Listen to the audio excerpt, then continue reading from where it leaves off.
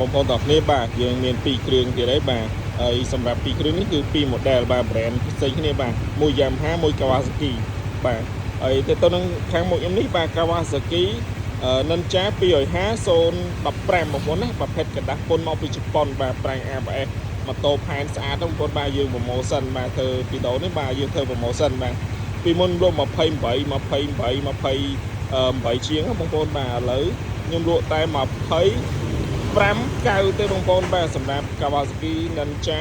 បាទ250បាទឆ្នាំរថ015របស់ជប៉ុនបាទសម្រាប់នៅខាងមុខខ្ញុំនេះបាទធានាម៉ាស៊ីនផែនស្អាតជូនបងប្អូនបាទទឹកថ្នាំអីណាបាទរ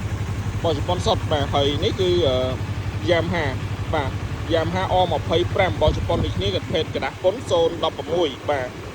ហើយពីមុនលក់28,900បងប្អូនណា28,900 28,800តែឥឡូវខ្ញុំលក់តែ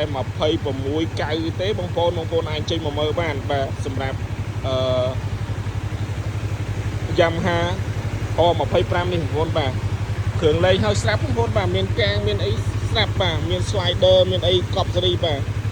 កាងលេងបាទកប់សេរីសបកកង់អីគឺនៅស្អាតទាំងអស់បាទហើយស៊ីម៉ាំងលេងស៊ីម៉ាំងលេងអត់លឿនណាបងប្អូនបាទប្រភេទ ABS បាទបងប្អូនអាចស្ដាប់បាទកប់សេរីបាទម៉ាស៊ីនធានាជូនបាទហើយអានេះក៏ដូចគ្នាដែរបាទ Ninja 250នេះក៏ដូចគ្នាម៉ាស៊ីនកប់បងប្អូន